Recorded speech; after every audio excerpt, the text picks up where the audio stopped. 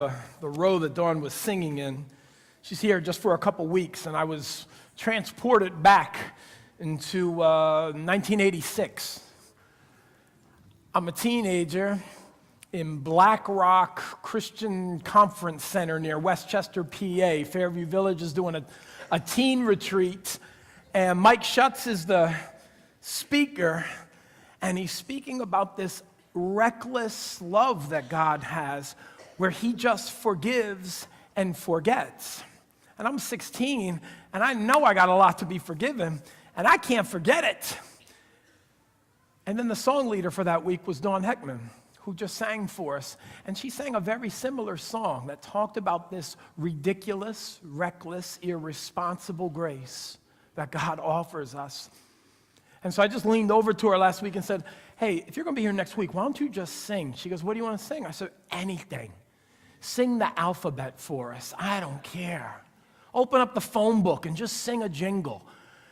Dawn used to lead worship here while I was a student. It was a very common occurrence to come in on a Sunday night and have people give some testimonies, and people would take requests, and Dawn would just lead us in song. And that was a long, long time ago. And yet here she is, still praising this God who has been ridiculous with his grace. He's still in the business of forgetting and forgiving and saying, let's move on from here. I struggled with that a little this week.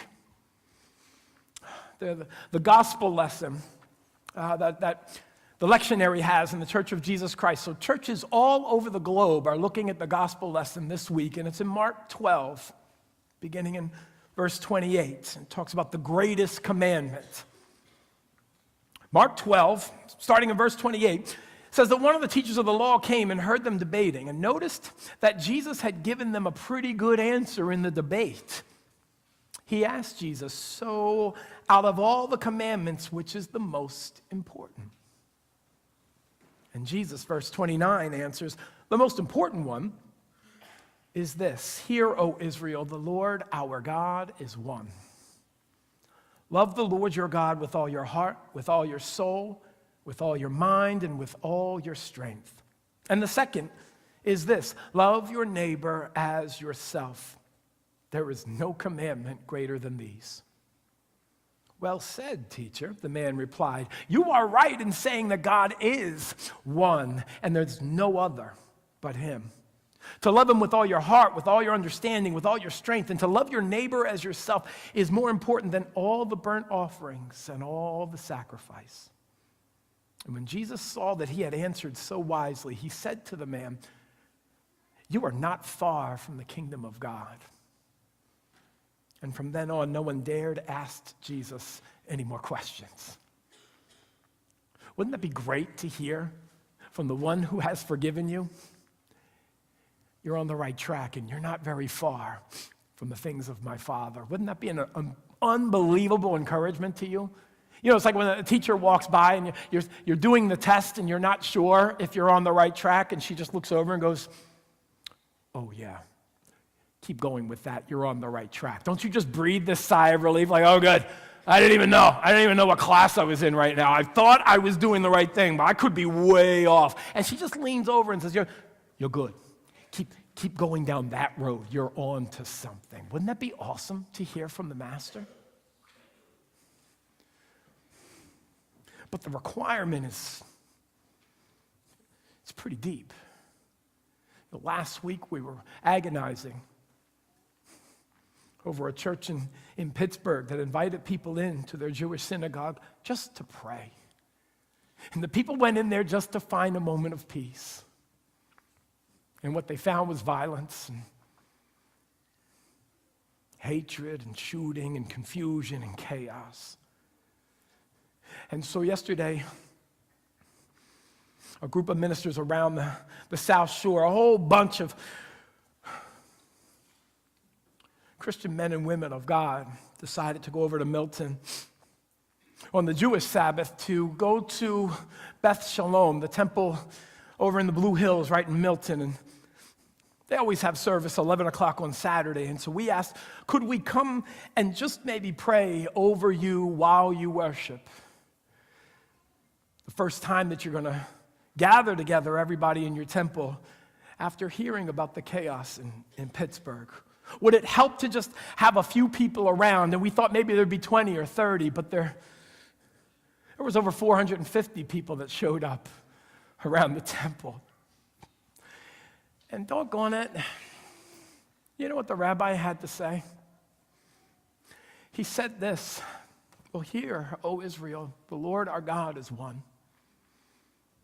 You shall have no other gods but me, and you shall love and recklessly forgive others the way you want to receive that grace yourself." And he challenged his people to release the grudge that they could hold. And he walked them down this peaceful path of forgiveness. And I was challenged once again. The gospel of our Lord is that we love our neighbors as ourselves in every way. When I know I'm right and you're wrong, and yet I don't keep dangling that over your head to say, I just want to remind you I'm still right and you were still wrong.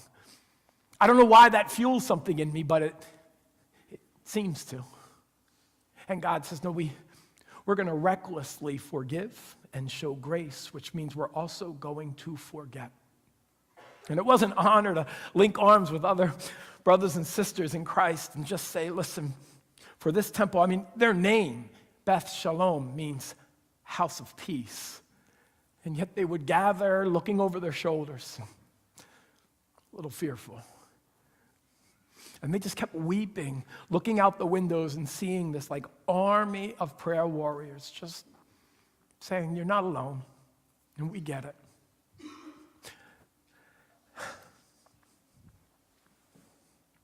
You know, the very first words in this book, it goes like this. In the beginning, God did all of this. I mean, it's really, really clear. The very first sentence. You flip over to Psalm 33, verse 6. By the word of the Lord, the heavens were made, and by the breath of his mouth, everything in it. But I was told in school that all of this is random.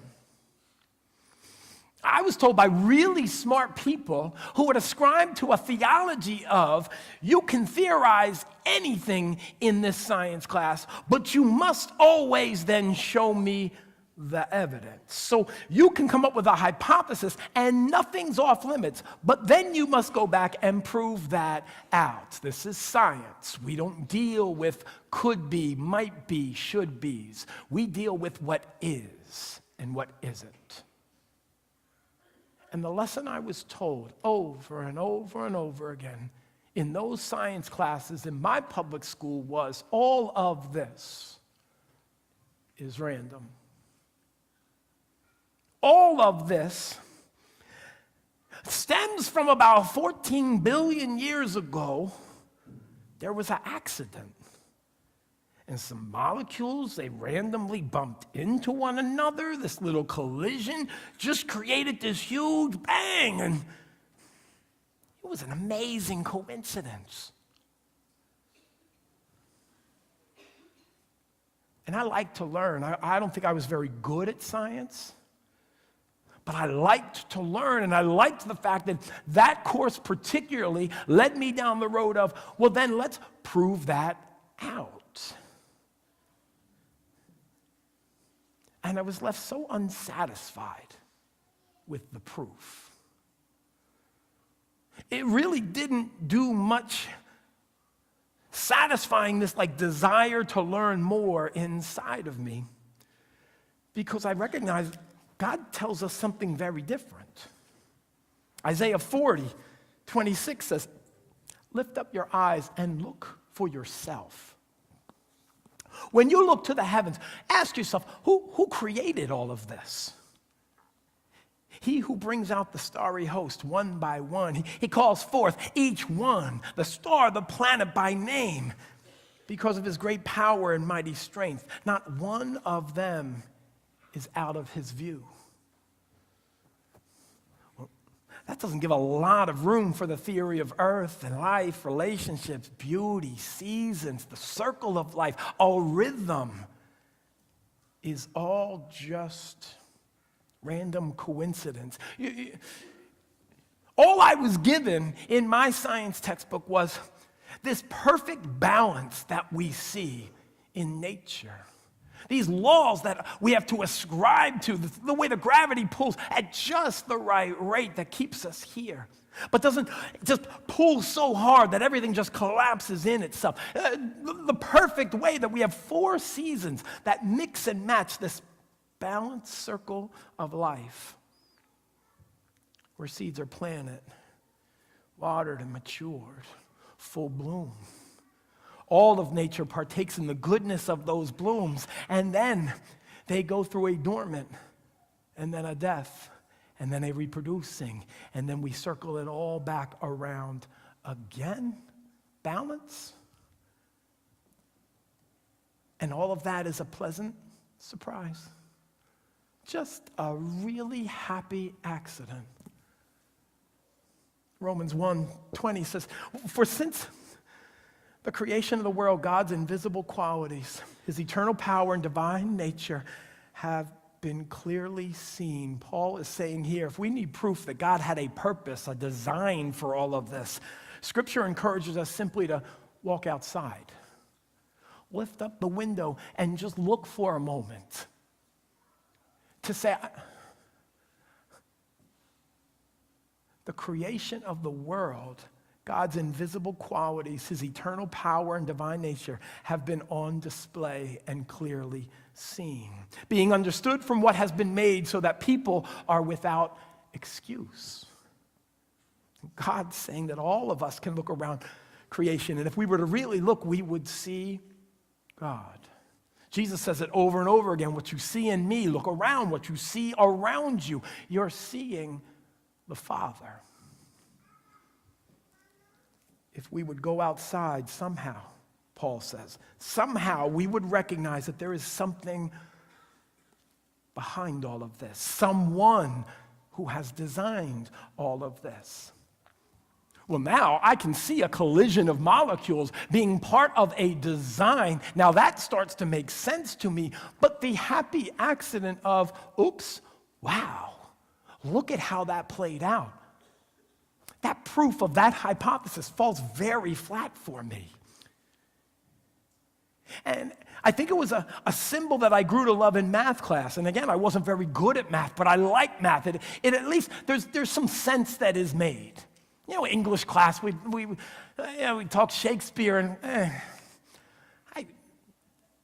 it's English. Okay, fine, I don't understand any of it, but it seems like it's English, fine.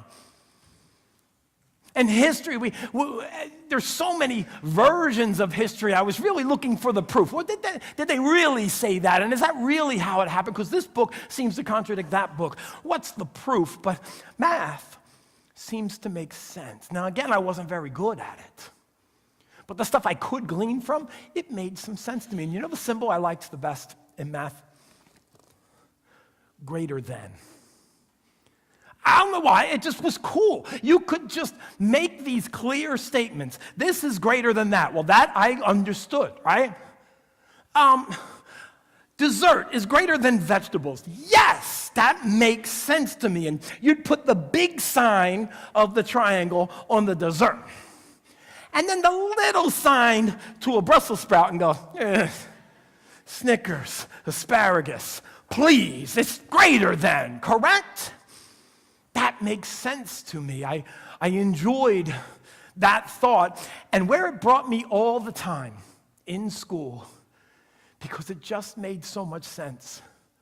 As I would look around, and I at least felt like I was the only Christian in my high school. It wasn't true, but there were days it felt that way. And I would look around at some of the effects of how we were living our lives, and my initial thought was, I had to say no to that invitation and didn't get to go to that party over there and decided not to hang out with that crew right over there on Friday night. And they were telling me as they came back in on Monday, our weekend was greater than yours. And then at about 11:15, I'd look over and see them drifting off to sleep or realize that they hadn't showered in a little bit. They didn't really even notice. And they looked really bad. And they kept telling me in their kind of hungover state, it was so great this weekend. And I was like, is it? Because it looks like you spent a lot of time in the toilet.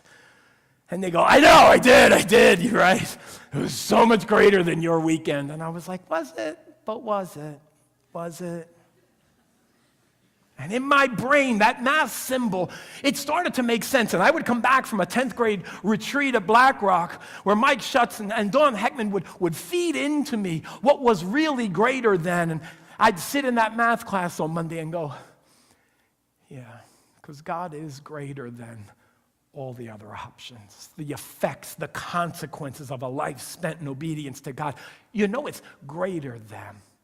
And I felt like I weathered that storm through public school. Then I came to ENC and looked around, and there were so many other people that ascribed to that mathematical formula. I was like, really? You think it's greater than it is greater than, right? No kidding. And I wasn't alone anymore.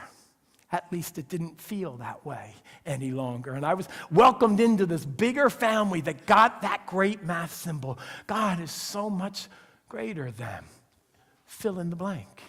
I'd come on a Sunday night and hear old-time saints on a Wednesday night prayer gathering who would talk about how they've proved him over and over and over that life with God was greater than fill in the blank, everything else.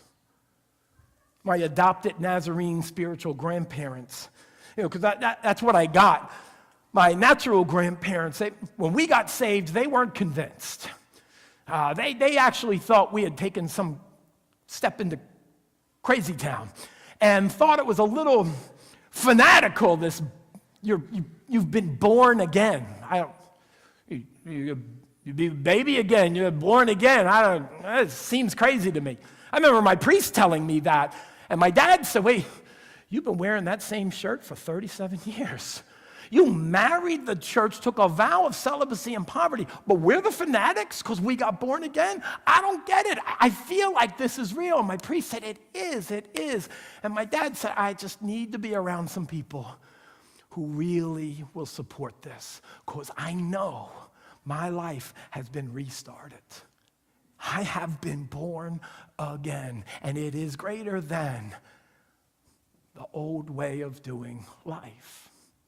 And so we walked into a Nazarene church, and there were these older folks who taught my Sunday school class and got to know my family, invited us over for lunch on a Sabbath, and just started doing life with us. And they sort of adopted my sister and I, and they started modeling the life of faith and holiness. And these spiritual adopted Nazarene grandparents always would tell me, life is greater than what you might think. God's purposes are greater than. Life done with the Spirit in obedience, the life of holiness, is greater than whatever the world has to offer. And that's why we can trust him. You hear me quote the same song. I can sing it every week because when I come to church, no matter where I am on the planet, the same song goes through my head because these adopted Nazarene spiritual grandparents drilled it into me. Every wise, deep, spiritual Christian who was over the age of 50 in my life seemed to claim this as their life song. Number 437 in our hymnal. When we walk with the Lord in the light of his word, what a glory he sheds on our way. What light and truth and some smoother, straight roads are paved before us. While we do his good will, while we obey, we say we love him, but he says, I'll know if you love me, if you obey me. So while we obey, he does what? Abides with us still. Our obedience starts to get God's attention and he's drawn to it. Our praise, our life of obedience is a praise to God. And as we're doing that, he shows up and he camps out right there. And while we're doing his good will, he abides with us still. And that offer is to all who will trust and obey. And these were my favorite people because they weren't interested in overcomplicating things for me. Now, I was always a pretty simple kid. I mean, I knew that Philadelphia was greater than New York. And when I came to Boston, I knew that the people of Boston said Boston is greater than New York. And I said, yes, I know. And those simple equations just made sense. The Mets, are you nuts? The Jets, stop it. There's so much else that is greater than, and all of New England and Philadelphia and the Mid-Atlantic region looked around and said, yes, I got that connection. And these spiritual grandparents said, life, trusting, and obeying God is so much greater than anything else the world has to offer. And that started to sink in really deep. You know, Acts 17:24 says, the God who made the world and everything in it is the Lord of heaven and earth. He doesn't live in temples and at church and in your sanctuary, built by human hands. No, he's not served by human hands as if he needed anything. Rather, he himself gives everyone breath and life and everything else. You know how many older people in my life as I was a kid reminded me and put me in my human place to go, oh, right, yeah, that's right, because God really needs you today. And they had the greatest of intentions, and it was sound theology. It was hurtful sometimes when I would say, you know, I think I'm called to ministry. And I'd start talking about how that was such an important thing, and they would say, well, remember, God doesn't need you to minister. His word will go out, and it doesn't ever return void. And there were times I was hurt, like, well, but, I mean, I thought I want to participate in this. And they'd say, no, we're just saying this. He's God, and he needs nothing. What he enjoys, if we'll just partner with him. If we will say, I'm willing, then he'll say, oh, great, let's go. Get in line, follow me. And then we start walking in those footsteps that he takes steps in because we trust him. We don't have to look ahead and go, well, where are we going?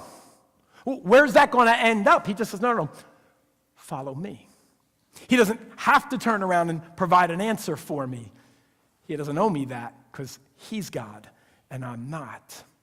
I think there were some West Philadelphians in my life who came at just the right time, some Nazarenes who knew how to keep a brother humble, reminding me often, you know, God does not need you, but oh, how he desires to partner with you if you'd let him. So trust and obey and watch what he's able to do if you let him.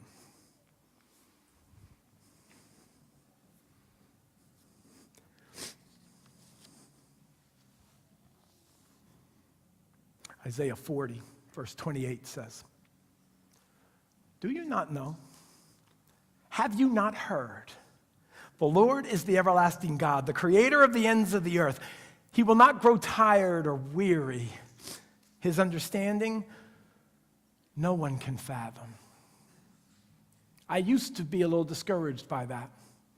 Well, if I'm never going to be able to understand him, what's the point? And my adopted spiritual grandparents would say, oh, just wait and see. No, you'll never get to the place where you'll see it all. In fact, Paul says several times, we only see dimly now, but then we will see clearer. But watch what he shows you if you trust and obey. Jeremiah 1:5 says, before I formed you in your mother's womb, I knew you. Before you were born, I had already set you apart for me. And I would sit in my science class and go, why would God go to the trouble before he had even crafted me to already know me, to already have a purpose and a design and a plan? Before he had breathed the life into me, he had already set out a plan and I was set apart for him. Because if my science class was right and all of this was random and kind of a happy accident, it also means that there couldn't be a purpose. There are no purposes in accidents. Accidents are accidental. They don't happen with a design and a plan and an outcome. They just happen randomly. But God was always pointing to a design. Of course, there has to be a purpose for my life. There's a reason for this life. And what I want you to do this morning is, in the light of the holy word of God, ask yourself, are you living in to that purpose? Are you pressing in to the Lord daily to say, Father, what is it that you desire of me? Now, for some of you, you may be at that place where it is a clear decision. Am I going to take this job or that job? Am I going to go to this college or that? Am I going to study this major or that? Show me a direction. For some of you, it's a relationship issue.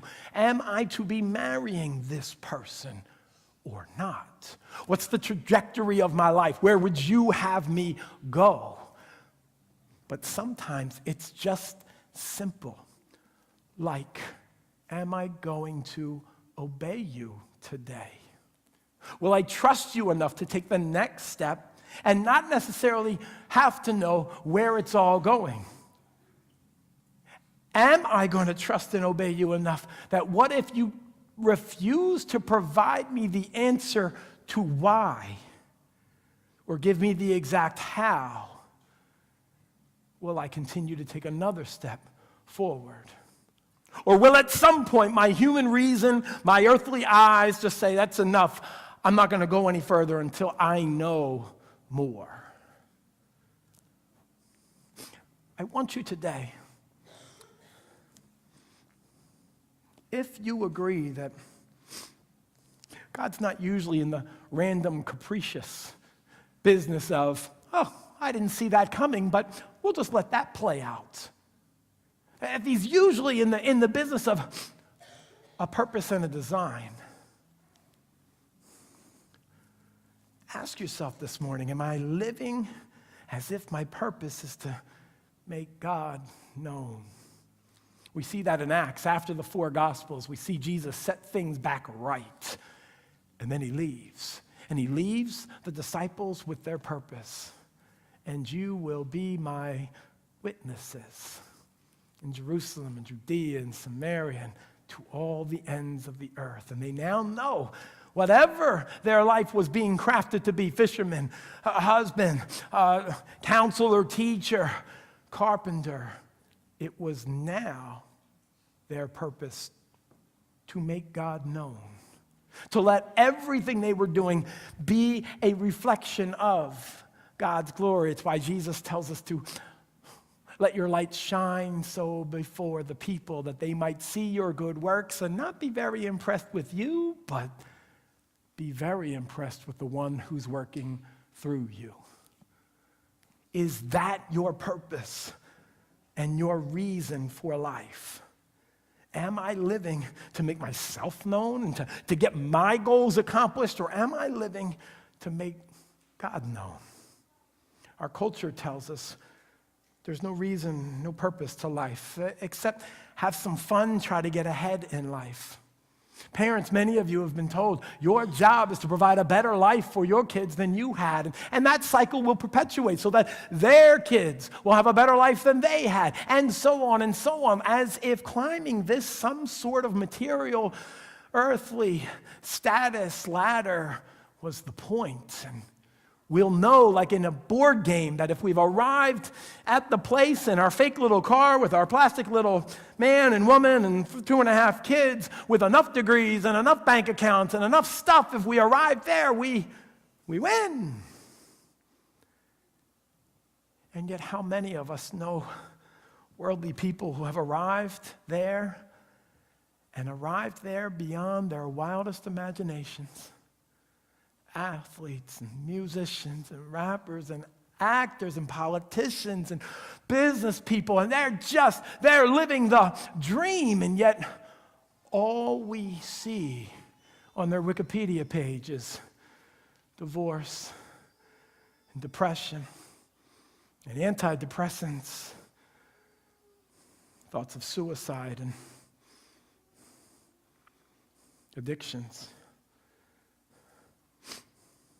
illegal activity, because after all of their acquiring, they didn't want to pay their taxes on it or lose any of it, because if they did that, they would maybe lose the whole point. And at some point, you would think the world would look at the world leaders and say, as worldly as we are any of you ending up happy? Are any of you arriving at a place where they go, yes, I did it. I made it. This Grammy, this record, this wealth, this acquisition, I've taken over, I created Amazon. I own everyone. I win. And yet the story over and over again is they keep looking around going, is this it? Is this it? And they leave behind this wreckage. And so we know there's more, so much more to this life. 1 Peter 2:9 says, but you are a chosen people. You are a royal priesthood, a holy nation. You are God's special possession. God has made everything. All that's in the world is God's and belongs to God. But you, Josh, Matt, Danny, Coach, Ashley, Dawn, Taylor, Rachel, you are God's special possession. I got everything, but you are the most valued. I don't take my special possession and go, good luck. Hope you make something of yourself. Check in with me in 20 years and let me know how all that turns out. No, that's not what I do with my special possession. 1 Peter 2:10 goes on to say, you are God's special possession so that you can declare the praises of him who called you out of darkness and into light. Why would God call you out of darkness, put you in and turn on the light to have you stumble around a well-lit room with no purpose? I don't do that in my house. I don't walk in and go, on the third floor, this room's really dark. Flick on the light and then leave for 6 months. I just wanted to make sure that light was there. It was very dark. No. If I have no purpose inside that room, I keep it dark. It's fine in the dark. It's not bothering me. In fact, I don't even notice it. Why would God call you out of darkness, flick on the light to send you in and go, figure it out? Good luck. Holla at your boy. It's not what he does. It'd be a little odd if God were to call you out of darkness, turn on the light for you, and send you on your way. But here's where the trust comes in. Because so many of us get frustrated now that the light has come on. We step into his light and we go, that's great. Those of you over the age of 40, you'll remember different TV shows where they would depict this. I always think of the Mary Tyler Moore show. You remember her? That was a happy lady. This lady was just happy. She was never sad. She was happy all the time. And you remember on her show, it would start with she was coming in from some place, probably Indiana. And she'd show up in New York, and she was going to work in the newsroom in New York. And she was so excited. The light had gone on. She found her new purpose. And you remember how all the credits were going on? You remember how it ended, the beginning of the show, that theme? She had her little beret, a little French beret, 70s. We thought we were so Parisian. And she would take that beret, and you know what she would do? She'd throw it in the air, and then she'd spin around like, New York, my new purpose, I'm here. And the whole show then was about how the Midwest, happy, positive, innocent girl makes it into the big city. She's so filled with light in this dark world. I often find myself in Mary Tyler Moore moments where I can see the Lord has called me into this new thing, and It's a relief. I can breathe a little freer. I clearly see the mathematical equation. Well, God, following after you, trusting and obeying. While we walk with the Lord in the light of his word, what a glory he sheds on our way. While we do his good will, he lives and abides with us and gets closer with us still. And that happens for all who will trust and obey. Trust and obey, because there's no other way to be happy in Jesus but to trust and obey. My struggle comes in sometimes after I've thrown my beret and I've lived into some of the purpose. I can't always see where the Lord's going next, and I'm not sure how it's all going to end. And I start walking into that purpose, and it starts taking longer and longer and longer to get to the next season or the next set of instructions. And so how long do I continue to trust and obey when I'm not really seeing the purpose or my effectiveness? I look back and try to count my blessings, and that helps, but I can't really count a lot of accomplishments. And I keep looking, going, God, is this it? And he says, trust and obey. And we take another step, but it starts to get a little frustrating at times. Let me give you an example of where this plays out in Scripture in a way that has meant a lot to me. Because this is where the trust comes in. We've been coming out of a whole trust series and looking at this Father and saying, it does seem clear. You love us. Everything you are is good, right, pure, holy, noble, correct. So nothing you're calling us to is going to be a trick or a trap or designed for our hurt, but only to grow us and stretch us. For there's no other way to be happy in Jesus. But sometimes he won't give you the full picture. Take, for example, Paul. So the Apostle Paul gets a pretty clear call from God. Anybody remember how Paul gets called? Before he's Paul, his friends called him what? Right? He's Saul. And Saul is a Jew who really loves the Father. And he's seen this radical hippie come in and claim to be the Son of God, and he's like, nah, the scriptures I'm reading don't match up with this dude, and I don't like it.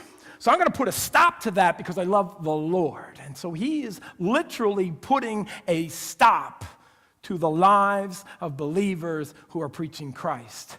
And God says, dude, I so appreciate your passion and your devotion, but you're not right. My son has come in my name, and you've missed him. So I'm going to need to sit you in. And we see Saul being put in a timeout. And for 3 days, the Lord says, I don't want you to see anything else but the truth. And so he takes away his physical sight. And he sits for 3 days blind in timeout until he hears the word of the Lord. And it's the voice of Jesus saying, Saul, Saul, what's wrong with you? You love the Father. Love also me. Who are you? I am Jesus, the one you've been persecuting. You're not right in this. You love the Father. You believe in the Father. Believe also in me. And a friend comes and teaches him a little. And Saul becomes Paul, who finally says, I'll say yes, Lord, yes, to your will and to your way. When your Spirit comes to me, with my whole heart, I'll agree. And my answer will be yes, Lord, yes. It didn't make sense before, but it does now. And he gets this clear call in his life. Go be my witness to all the world and plant my church. And he does. And it turns out that Saul, now Paul, becomes the greatest church planter we've ever seen. And he's off and running, planting the church of Jesus Christ all over the place. But the government arrests him and throws him in jail. And a couple times, God breaks him out. Yeah, it's amazing. It's the best. He's sitting in jail, and it's midnight, and him and his boy, they're sitting there, and everybody else in jail is, oh, this is terrible. We're naked and bloody and beaten. It's all going to end for us here. And what's Paul doing? Oh, he's singing, trust and obey, for there's no other way. And people are like, what is wrong with you? And an earthquake starts to shake. Starts off real soft, then it gets harder, harder, and all of a sudden, the locks and the chains break, and the door opens up. And Paul walks out. The jailer's about to kill himself. My only job was to keep you in jail, and now you're going to go, they're going to kill me. I might as well do it myself. And he goes, no. How about we do this? Let's go to your house. We'll get snacks. Come on. I'm hungry. Aren't you? And the man sees Christ through Paul. And Paul leads a whole group, the whole family, the whole neighborhood in the way of God. Another time, the officials were waiting outside the church where Paul is preaching, and they're doing late night Bible study and everything, and they're all waiting at the door. And then somebody looks out and goes, oh, Paul, them dudes are here. They're here for you. They're about to end you. He goes, oh, all right, what do we do? He said, I got a basket. We got a back alley. Get in the basket. We'll drop you down the window. You can run out the back alley. And he does, escapes death just like that. Run as fast as you can. Can't catch me. I'm Paul. We don't mess with me. I'm not Saul anymore. I'm Paul. That ain't happening to me. Then he hears about his friend Peter. Peter's in jail. And guess what Peter saw one night? He's dozing off. He wakes up. Angel of the Lord. Got this little piece of metal. He's just going like this. Picks the lock. Opens up. Peter, go ahead. Get out of here. We don't have to mess with this. Get out of here. Go plant churches. You know what to do. And Paul goes, oh, this is the best. This is the best. See what? No matter what happens, I'm trusting the Father. And Paul gets arrested again. And you know, there were multiple days he sat around looking at his people going, just wait. Dude, I've seen the earthquake. Gotta be picking a lock in a minute. You watch. No, it's a combination. You can't pick that. He knows we're going to be good. We're going to be good. You're going to fall asleep. You're going to wake up. Combination's going to be like on your head. God loves this stuff. It'll be like a crayon on your face. And we'll just know and we'll walk out. Don't worry. Look around for a basket. He's got us. But Paul stays in jail. No earthquake. No angel. No basket. Not for a weekend, not for a week, not for a day, not for a month, but a couple years go by, and at some point, wouldn't Paul be going, hey, you probably forgot, I get it, you're busy, but, remember? It's probably time for a little earthquake. I have to plant churches, remember? Remember how good I was when I'm out and free? What can I do here? But Paul has made the decision to trust. Not what he's seeing, not his own experience and what God's already done. It's just convinced him to stay focused, and I'll trust. So you know what Paul starts doing? Writing letters. Now let me tell you as your pastor, I don't mind writing you letters. I get a moment to tell you something that I'm really thinking about, ways I'm praying for you, I want to encourage you, I love you, boom, there it is, put a stamp on it, and it goes off. But it does not satisfy for the long term.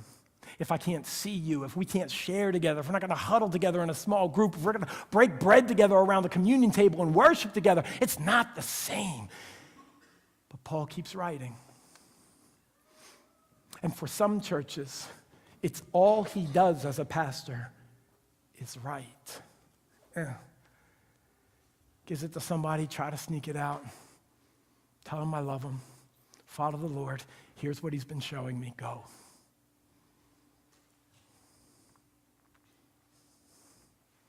Do you know how many churches that Paul physically built? I mean, the bricks, the mortar, the actual movement of the building and the gathering of the people when he was there preaching and leading the worship and turning your hymnal to 437. Those places, you know how many are still in existence today?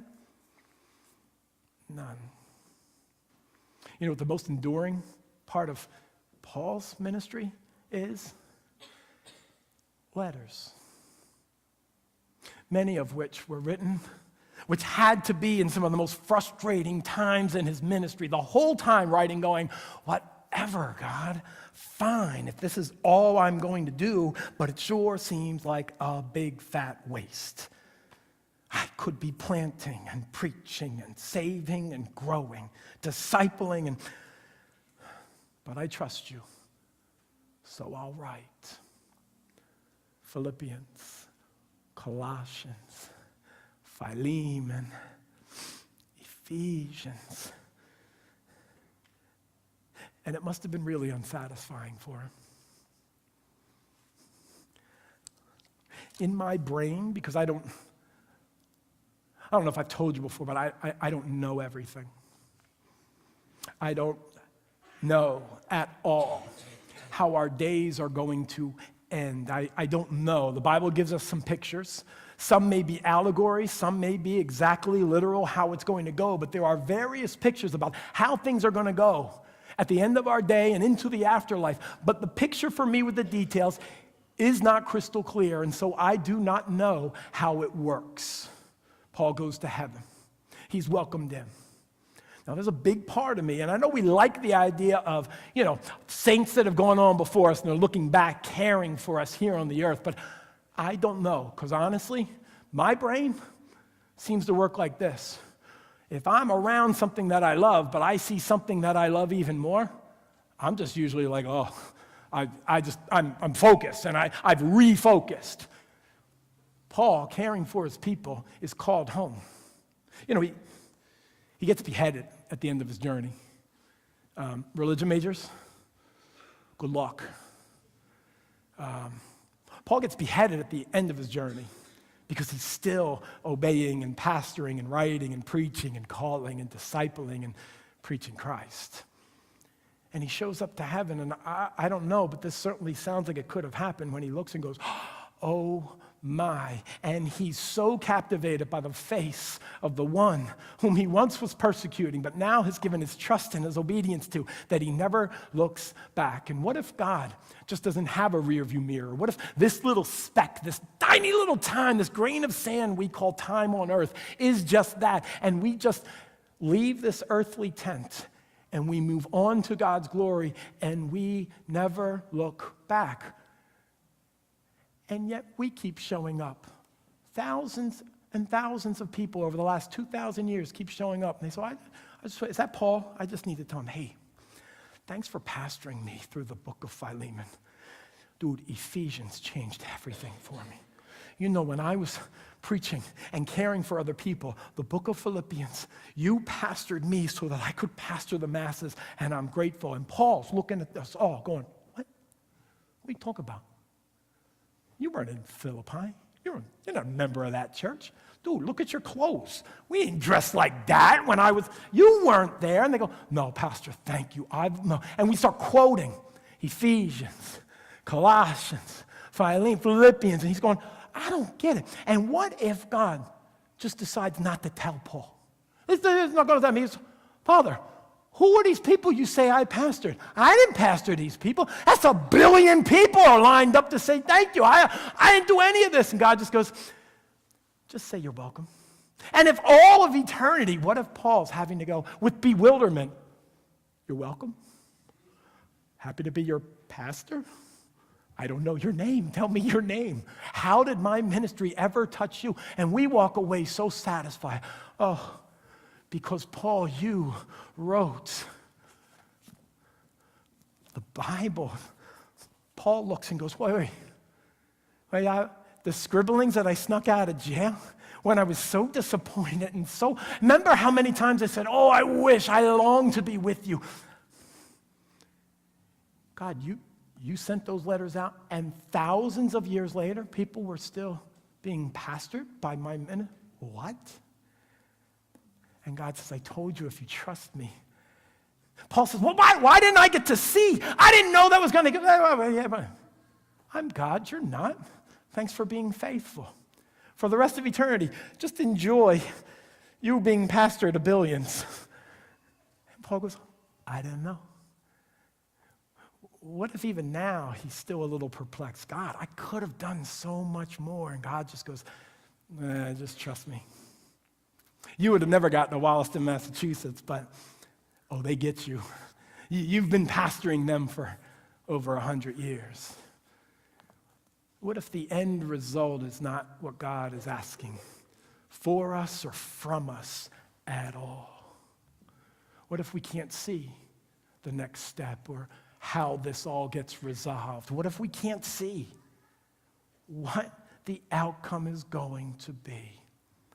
Will you trust God? The ultimate way to answer this is to look towards this table. The ultimate way to say, okay, I'll do it your way because this is your table. The elements are only provided because of you and your Son and your love and your selfless mercy and grace and forgiveness and love. And if I partake, if I eat of that and drink of that, I know that I'm signing up and signing into something so much bigger than me. I'll never comprehend it all. But I want in, and I will trust. I won't have to know how it ends. I won't have to know exactly where it's going. I'll trust. If you're interested in that today, then this table is for you. Communion service, why don't you come and get in place? Worship team, why don't you come? And as our final act of worship today, I get to just simply invite you to the table. But for those of you who may not know or may have forgotten, this is just no ordinary table. This is not a snack. It's not the tailgating party before the party. No, it's the Father saying, here's how much I love you. I have one Son who I've poured my everything into, and I will allow him to be broken, humiliated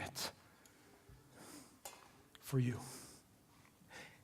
And unless you take and eat and drink in the bread of life and his salvation, you cannot have any part with me. And so I offer you today, the Father says, my Son, who's paid that price so that you don't have to. And if you this morning say, I want that, then partake in this meal. If you've never said that before, but you want to this morning, guess what? This table is for you. The Lord's not surprised. He's been longing for you to take that step and enjoy this meal, the cup of salvation, the bread of life. If you've never really taken that step before, maybe you've even sat at the table but did not really give yourself to the Lord. If you're doing that today, and maybe for the first time, I'd invite you. We're gonna go, and in fact, go ahead, servers, you may go.